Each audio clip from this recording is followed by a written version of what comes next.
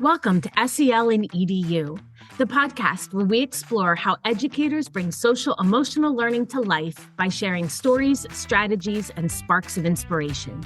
I'm your host, Dr. Krista Lay, owner of Resonance Education. Thank you for joining us on this SEL journey. I'm Brian Carpenter, host of Fresh Air at 5, a part of the Education Podcast Network, just like the show you're listening to now. Shows on the network are individually owned and opinions expressed may not reflect others. Find other interesting education podcasts at edupodcastnetwork.com. Tammy Musiowsky is a professional development coach for Catapult Learning and a professional learning facilitator. She is an ASCD Emerging Leader Class of 2014, is the Executive Director of the Advancing Leaders Collaborative, and is a Hawaii Society of Technology and Education board member. Christine Arnold has worked in Australia, Japan, Singapore, Belgium, and the Netherlands as a teacher, coach, mentor, co-teacher, coordinator, tutor, and supervisor, from early childhood education to adult education. I am so excited to have two of my favorite people back on again. Tammy and Christine were on season 1, and they are back again, more powerful than ever, with a new book for you both. So Tammy and Christine, welcome back to SEL and EDU. Thank you. It's fun to be back. Yes, and as always, we're in totally different time zones. Tammy, what part of the world are you joining in from, and what time is it there? I'm just 3 hours behind you at this point, so it's not too bad. Not the darkness that it could be if I was in Hawaii, but yes. Yes, and I thought for a moment you were there, and I'm like, why is she getting up so early? And then I thought, why is Christine working so late? Christine. No, we're okay. It's only 5 p.m. over here, so it's a nice, comfy time. Yes, so we're all scattered throughout the day. I asked you to come back on, one, because you always have new work that you're putting out. Tammy, for your own work, and Christine, in Plan Z, you have a new coaching framework that you've developed and are using with the teachers and administrators you've been working with. And speaking of serving administrators, you have a new book that is dropping. It's your school leadership edit, applying minimalism to your school ecosystem. So I was just on somebody's dissertation survey. I did their dissertation survey, and they were talking about learner-centered ecosystems. And I was with somebody else in this call who his expertise is in learning ecosystems. I'm curious, what resonated with you around that word, ecosystem? A huge part of it was just recognizing how interdependent everybody in a school community is. Really thinking about if one part of the community, whether it's leadership or staff or our parents or our students, if any of them are not feeling it, they're not really thriving, it's going to throw everybody else out in some way, shape, or form. We're focusing a lot on leadership, and I think a lot of the time we think of our school leaders as being fine. They're okay, they've got a nice office, they're on a nice pay scale, like they're fine, we don't need to worry about them. But actually, if they're not doing okay, that is going to cascade down to everybody else in the community. So I think that ecosystem analogy was a really nice one to think about how, just one bit is going to throw the rest out. So we all need to be really working together to make sure that everybody is doing well, is healthy, their well-being is looked after, and so on. Yeah, I think that's such a powerful piece that we know inherently is there, but often in the muddle and the quickness of everything, we forget about. Even looking at it from an SEL point of view, we want our students to be healthy and have a passion and purpose. But we also know we want our educators and our leaders, because like you said, Christine, they're all interdependent. And so I know you have a minimalist foundation in this book, like your first one.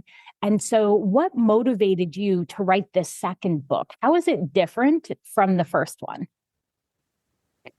So we started writing this one, I want to say maybe a year and a half after the first one came out. It's like December 2022. We have files started. And I think we were just potentially still riding a high from the book. Like we were excited it came out. We were getting some good traction with webinars and people wanting to talk about it, being on podcasts and talking to people about these ideas.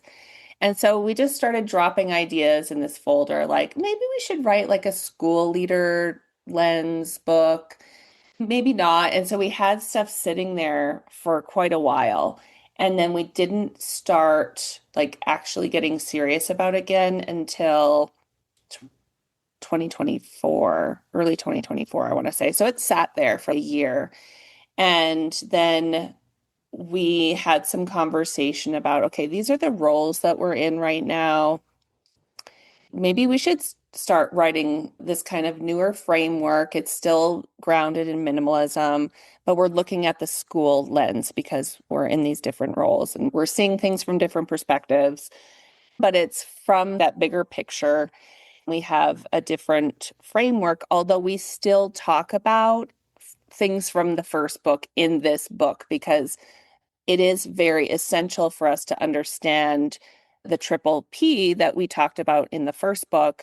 What is our purpose, our priorities, and how do we pare down? That is very fundamental.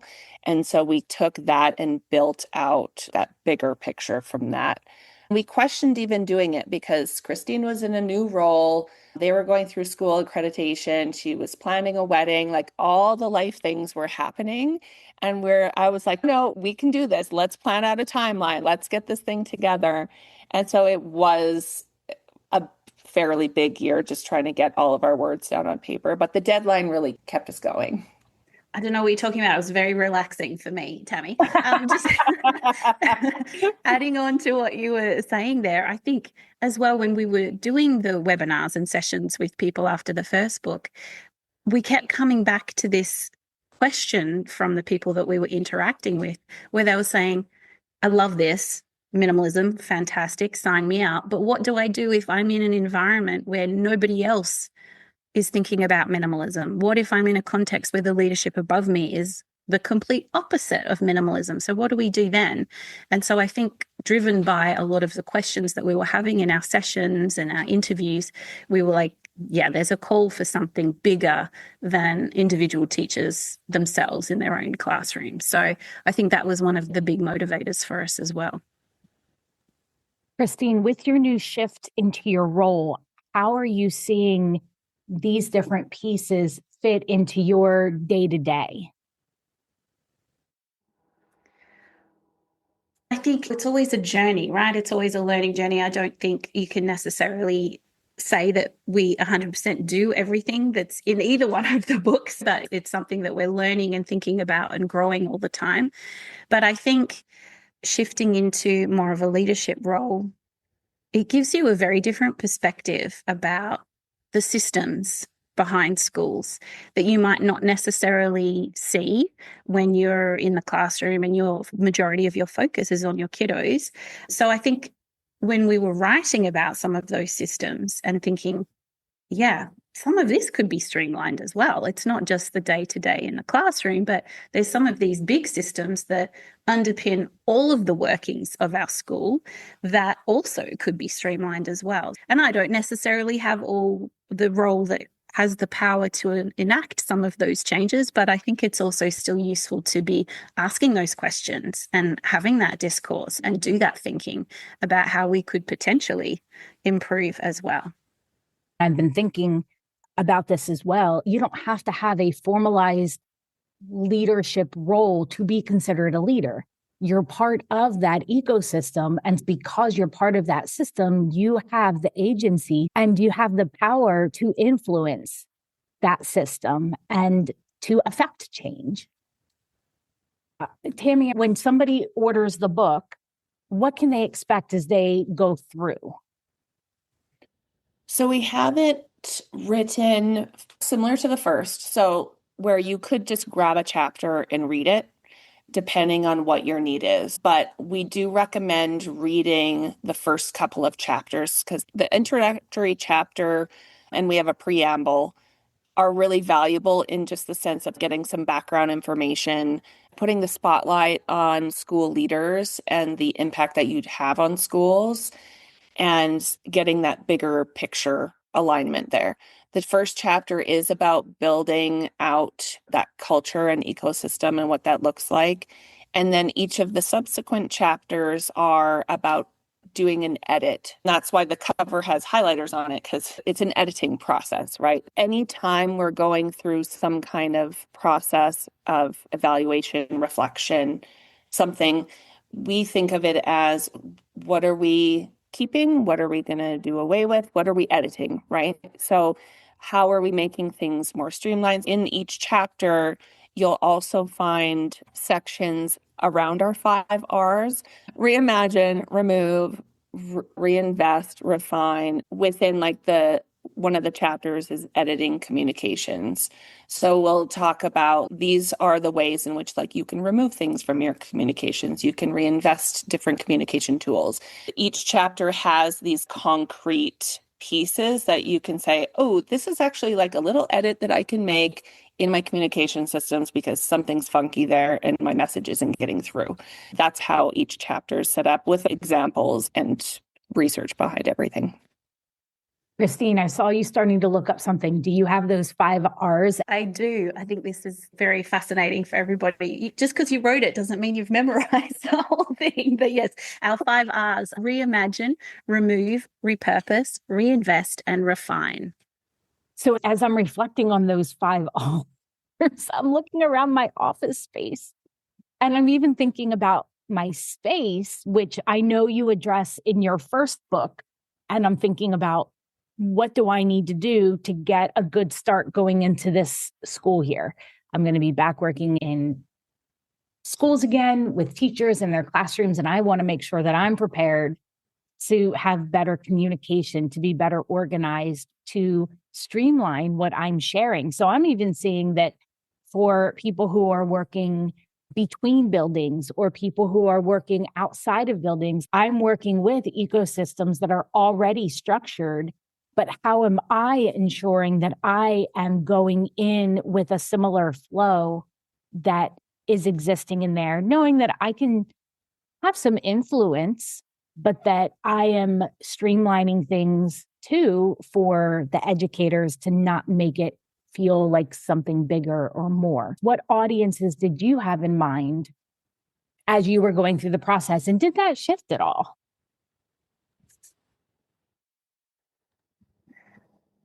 Thinking for myself personally, I can't speak for Tammy. I was thinking about anyone who has any investment in the school as a whole.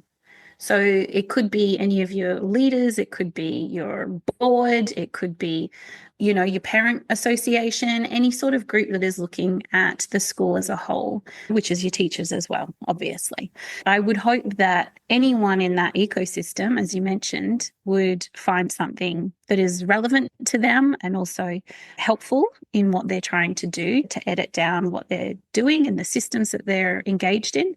But we do lean into the voice being towards school leaders themselves, for sure. We really wanted to highlight the influence, the impact that they can have, but also, in addition to that, how important it is that they are as well, because we can't ignore the fact that they are a crucial part of that system. And so they need to be looking after themselves just as much as everybody else in the community. One of the things that I admire most about both of you is that you live what you share and what you practice. Earlier, you were both saying we're still working through parts of these ourselves in our own lives, in our work, and sharing what has worked for us and what we're hearing there's a need around. Tammy, how do you apply these different pieces and philosophies in the work that you do? So I, like you, go in to schools now as an outsider, right? So I'm no longer in a school-based role. But the way that I approach coming in to work with teachers and leaders is that I really do value what they already do. So I'm looking at, okay, This is what's happening right now. I really try to think about it from like a simplification lens because things can get very complicated and I don't want to be the source of more complication or confusion or whatever. But I would like to think that I add some layer of complexity because people are thinking about things differently through some of the work that we do together. And the lens that I bring is often from the 5 Rs. What are we removing and what are we repurposing? And how can we do what you're doing, but just do it better? This is the big idea behind both books, really. We don't want people to think about this as an initiative. It's not. It's a way of thinking, it's a mindset, it's being highly reflective in just what we are doing and how can I do this better? How can I make this easier on myself? How can I reduce friction?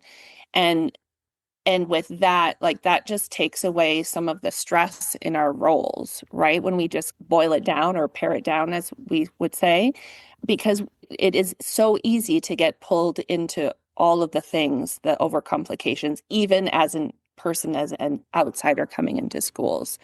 One of the pieces that you said that I really gravitated toward was that it's simplifying, but still increasing complexity. Can you talk a little bit more about that? Yeah, I think we've both come across people who think, oh, you're minimalist. Oh, you're like the lazy teacher. You want to do less and put in this half-hearted effort. And we don't see ourselves in that narrative, I don't think. Not. I can definitely say that you are some of the most intentional, purposeful, creatively thinking people I know. Oh, that's lovely. Thank you, Krista. No, I think this work that we've been attempting to do for the last few years is really coming back to that triple P with the focus on your purpose. If you are constantly mindful of what is the purpose, what is the big picture here, I think it does help you be very strategic in the work that you do. So you stop going, oh yeah, that's a cute idea, or oh, that'd be so fun, or wouldn't the parents love that, or something, and go, actually stop. What is the purpose here? Is this actually meeting all of the strategic plans and the mission of the school and everything else and the finance budget, et cetera, et cetera? So I think in that way, it adds that level of complexity in that you're always being very intentional in the work that you're doing and not just skating by. You're trying to take the easy way out. That's definitely not what we're advocating for. Yeah. And as you were talking, for the words that jumped into my head are focusing on function and not the flash. Sometimes that is what overwhelms. And it also reminds me of, I think it's like Occam's razor, isn't it? Like this mindset or philosophy that sometimes the best way from point A to B is right through. It's the smoothest, the simplest, the first idea that comes can be the best. And it doesn't need to be overly complicated. And complicated is different than complex. When you think about the book, because I know you've just been going through final edits, reflect back on what was your absolute favorite part for each of you. Initially, the problem child came to mind because we had this chapter that was like, what is happening here? But for me, the chapter on time, how to edit your time structures, is so fascinating. There's just some really interesting people who've done research about what we do with our time, how we use it, the best ways to use it, timing, like all of those things. I think that's our longest chapter. And I do think that's probably one people are going to gravitate to because we know that time is a concern and an issue in schools. How do we buy back time? What can we remove so that I have more time for this? And so there's definitely a lot in there and it feels tangible, right? It feels, oh yeah, I can do this thing. I can just modify how I think about this or how I put this in my calendar or how I schedule this, how I present it to people in this way. I do think that's one that's going to be one that people really gravitate to. I love that you brought up the problem child there, Tammy. It seems like in both books, we ended up with this one chapter in both of them that we just could not wrap our heads around. We got there in the end, obviously, but it's a fascinating part of the journey to go through. I got really revved up and excited working on the preamble, the foreword, and I had the idea and I said to Tammy, I don't know if this is a chapter. I don't know if it even belongs in this book. I don't know what it is. I don't even know what it is. But just that idea of how influential you are when you are in a leadership position, and you can't take that for granted. You can use that for good, you can use it for evil. So take it seriously. It's such a huge responsibility. I really thoroughly enjoyed sort of thinking that all through and how to phrase it, and without it being too scary or doom and gloom for people, but actually something that is invigorating and exciting and a joy to be a part of. And yeah, we ended up putting it at the beginning there to help set that tone for the book as well. I thought, Christine, that you were going to say the well-being chapter, because that was another one where it was like, we could just keep going in here. That was a favorite. That was a favorite too. You're right. Yeah, there's some really good research there and some solid ideas. For this cycle, these last couple podcasts, it's been with people who have just written books. And it's been inspiring to me to learn about the process, because you have these ideas, you're grappling with, what does this mean? How does it all fit together? And it's learning while you're writing, and it's transformational in that process. So those pieces that were your favorites to write, how has it changed your own practice or your own mindset? I think that's a really interesting thing to ponder, thinking about the well-being chapter that Tammy just mentioned, diving into the research around educator well-being and specifically leadership well-being. I think it was very helpful and informative to see, how serious it can be, and some of the techniques and strategies that are necessary as well, which obviously you can utilize in your day-to-day life as much as you can fit in. But I think that the preamble there, talking about our influence, I think it's very helpful for all of us, no matter what your role, and I know it has been for me, just to be cognizant of how everything that you say and how you move through your day can have an impact on everybody around you. So even though I might be like completely caught up in my own thoughts about something and just do the briefest of nods to people in the hallway, that could be eliciting unintended responses in the people around me, and how much of a difference you can make to other people's day if you just like put your head up and wave and have a cheerful greeting. And so you've got this ripple effect coming away from you in so many different ways. And I really try and be thoughtful about that. I am a bit of a daydreamer, so sometimes I am in my own world, but I do try and be very mindful of it in my day-to-day. One of the things that reminds me of is when I first started teaching, I was in a connecting hallway between two big hallways. And at the end of that hallway, at the T part, was a special education teacher. She worked with the students who needed emotional supports throughout the day. They were in all of the classes, including many of my classes for students. And I would be coming in the morning and I was like, hi, how are you doing? Good morning. And she was head down on a mission, like heading up. And I'm like, oh, she hates me. Wow. And I made it my mission to get her to say hi to me. So, good morning, how are you? And keep going. And then as I got to know her through the students that we had, I realized that it wasn't anything personal. She cared about her kids so much that she would be in contact with the parents before the kids were coming into school, and was working on setting up a smooth entry point for kids that would really help set the rest of our days. Right. So as the kids were entering, it had nothing to do with me, but really was related to her passion and her dedication to solving issues before they even came into the door, which had me thinking about some judgments that sometimes we make, and how sometimes our initial thoughts aren't always the best, but how my interpretation of her process was personal, when in fact she was actually doing our community this amazing benefit by smoothing the way for kids so that they could come to school feeling comfortable and safe and ready to engage in a healthy way with people. Tammy, what have you taken from the learnings from the book and really thought about how that applies in what you do? I think the biggest takeaway from this book, honestly, is always my thought process around like, how can I make this easier on myself? And it doesn't mean that it's easy. It just means what friction am I taking away so that something that doesn't need the friction, right? In the book, we talk about the friction project and how many times things are hard. People make things hard for us for whatever reason, and it doesn't need to be that way.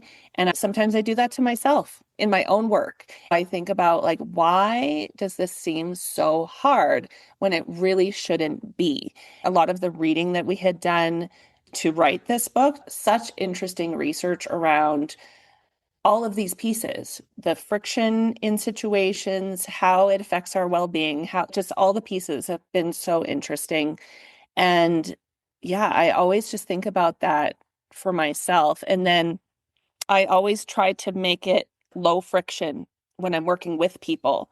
So why do I make more friction for myself when I'm doing my own stuff? Stop it. Yeah, I think we often talk about that in terms of we're better at giving other people advice and leeway and compassion, and we don't always give ourselves the same. Absolutely. Yeah. So how can we even apply the principles that you're talking about in those practices in our own personal lives with who we are and how we're showing up and what friction we're causing? It reminds me, even Tammy, like a week and a half ago, we check in every day on how we're doing. And I'm like, I'm just having an off day. And you're like, why do you think that is? And I'm like,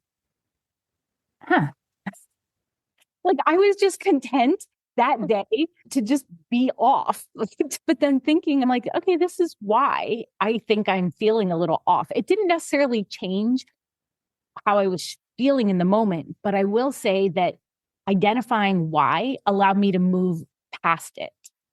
So by the evening, I was fine again. And then the rest of the days, I'm like, okay, now I know where it's coming from. But without having somebody else like you coach just that one question, I'm like, oh. And because like it happens to us all the time, right? Where like I had a couple days ago, I was same thing. I'm like, today just feels so off.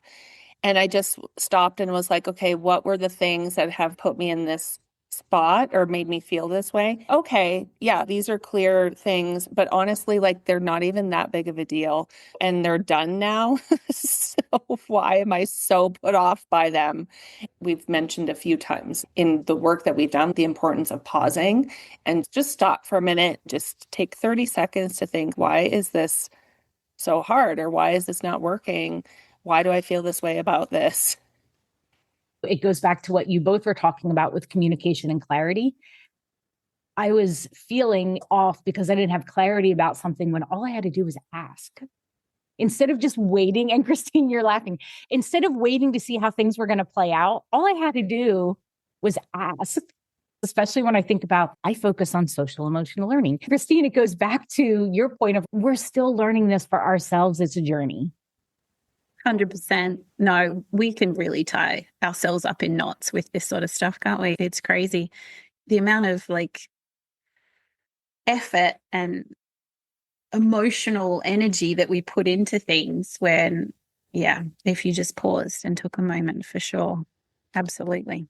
So Christine, how'd that all come together for you with a book and a wedding that was planned in a different country with people from all around the world, which I have to say was so fascinating for me. I think I was one of 4 people from the US there, if I counted correctly. And I was the only one still living in the US, which I'm like, damn, I wanted everybody else's life. I'm like, I really need to rewind my life and to have a do-over. So how did that all play out for you, thinking about clarity and communication and paring down and really thinking about purpose when a whole bunch of things are converging at once? Yeah, I think I was white knuckling a lot of it. No, it was okay. No, I think, yeah, honestly, I've learned so much doing all of the work that we do. And so it was a mixture of so many different things that we've talked about in the books and on the podcast and in person that we've had these conversations. So it was a combination of You got to block your time. You got to know exactly what you're using your time for. You have to prioritize and go, yes, I have 75 things to do, but what do I need to do today? Really have to prioritize. I've gotten a lot better with compartmentalizing what I'm thinking about. So if I'm in my school building, I'm not thinking about the wedding. I'm not thinking about the book. I'm thinking about school. And then when I get home, I'm not thinking about school anymore. So you really have to block off that wandering mind thing, because otherwise it can get very overwhelming. And then timelines. Tammy and I backdated. We said we need to have our manuscript due here. We want to have at least a month for rereading, making sure we're happy with it, having all the edits done. Okay, so if we're going to have the final draft done a month before, then what do we need to do backwards in our planning to get there? And so we set hard deadlines. This month, we're going to finish this chapter. This month, we're going to do this chapter. And I took a similar sort of approach with other things going on in our lives as well. Really pulling together a lot of the things that we've been working on and thinking through and writing about and discussing. It was really helpful in that very hectic phase of my life there. When I think about social emotional learning, the planning, the organization, those are pieces I need support in. And I look to how other people structure things so that I can do better myself, because I also have a wandering brain and my energy levels are all over the place. And so I need to go where my energy is to be most effective and efficient. And even thinking back to, and Tammy, you're going to laugh at me, I always have new structures and systems in place for like how I'm going to approach my to-do list. And Tammy, you had this idea that you put out, I think 2 years ago, where we have this board of what's coming up, what's next week, and we keep shifting. But then every Sunday, I take my what needs to happen this week and I divide it up among my days within my schedule already.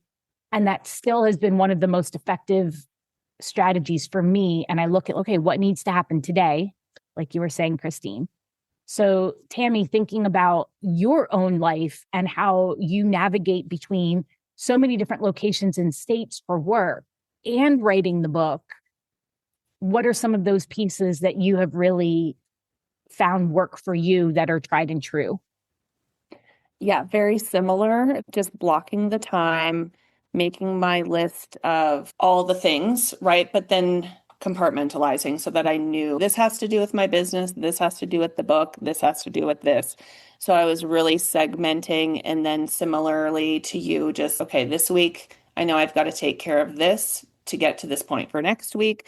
A lot of backwards planning. When you're doing these big picture projects, you have to know where you need to be in the process to get to your endpoint. But Christine and I knew that we needed buffer time too. And that's always a really important part of my planning. Although I've learned over time that I can't do something, if the deadline is the end of the month, I probably can't start it at the start of the month. That's too far away, because then I've forgotten like, oh, I already did all of this, which is sometimes a nice surprise. But working within a shorter deadline, depending on the project, is sometimes a little bit easier for me to keep thoughts in my head and then just to stay compartmentalized. That's been a big learning for me, and just practice, I think. The challenge, though, has been time zoning because Christine and I live in different time zones, and we have a pretty good rhythm with Hawaii to the Netherlands in the summer when it's 12 hours, but then I don't do a time change, whether I'm in Hawaii or Arizona. And so that always is, okay, wait, hold on. But we did just figure out, like, we'll work in my morning, we'll work in her later afternoon or evening. We just kept that consistent over time just to make it easier on ourselves because, again, reduce the friction. I think another one, Tammy, that you are really good with, and I try and get there as well, is using tools really well. So whether it's just a spreadsheet to keep track of everything or an app or whatever, but just making use of the tools that we have available, not necessarily even paid ones, can really help you manage these sorts of tasks. Yeah. In the meantime, too, with all this, we were recording podcast episodes for our own show. And so, yeah, which I'm very proud of us for moving into season 5 and having a pretty streamlined, consistent structure. Just add that on top.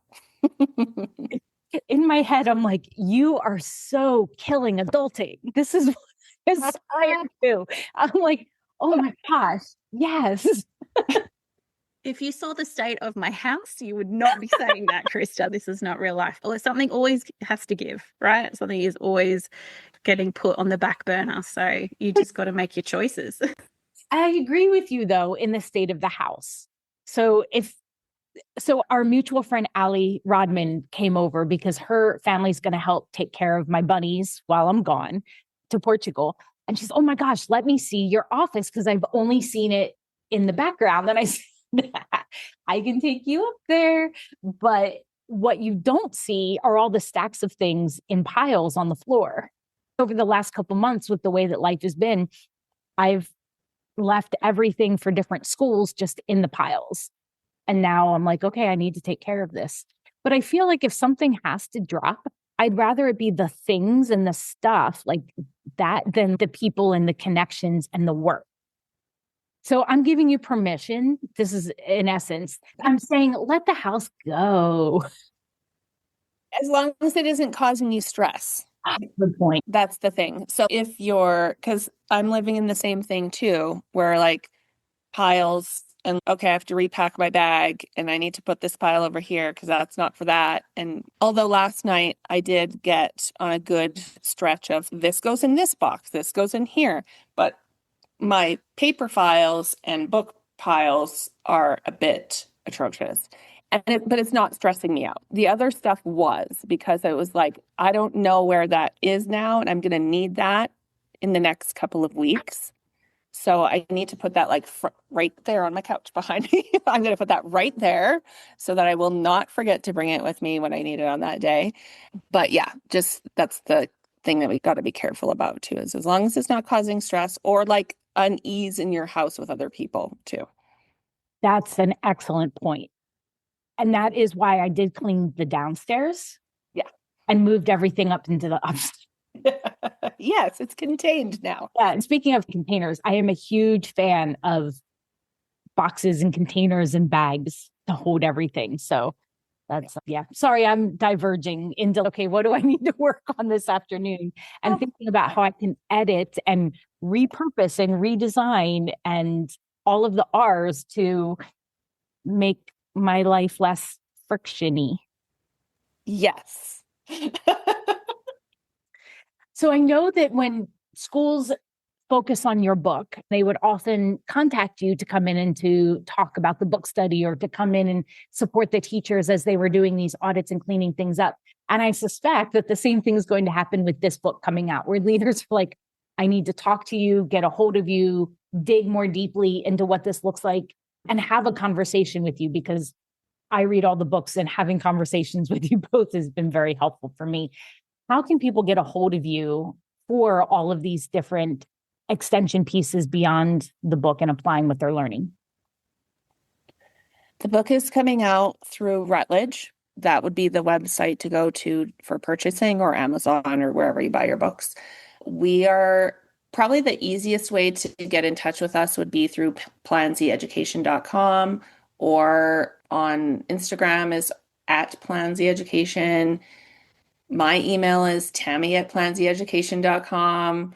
And then whatever comes in, I always CC everything over to Christine. If people want to check out the podcast, it's the Minimalist Educator podcast, which you can find through all of the usual podcast platforms if you want to just listen in to us chatting about things rather than talk to us directly. But both options are there and available. Yes. Thank you. This year, we've also had a theme around music. What songs or artists have been on repeat on your playlist? What's been getting you through all of the things to keep you moving forward? Okay, I'm going to out myself as like the world's biggest nerd here. Okay. Oh, bring it on. Yes. I'm just warning you now. So my partner plays an online game called World of Warcraft. And so every now and then recruits me to come and join him. I'm crap. I'm not very good. But the music in the worlds that you're walking around is amazing. It's fantastic. And so what I've actually been doing the last couple of months is I'll find that soundtrack or something similar, like a medieval soundtrack. And I'm not kidding you. I feel like I'm completing side quests when I'm getting my work done. I'm like, yes, I'm working on this. I'm going to hand it in. It's going to be amazing. It like gamifies the whole experience of your to-do list. It is really fun, but I am a nerd. Yep. I love that so much. That's awesome. Yes. That's like you're achieving levels, right? You listen to this music, like level 1, complete. Yes. Love it. Or I'm imagining like Mission Impossible. No, it's more like medieval music, I have to say. But anyway, oh, I'm going to find it. Okay. Enjoy the medieval wow music, everybody. For myself, I have been listening to a lot of different country artists the last while.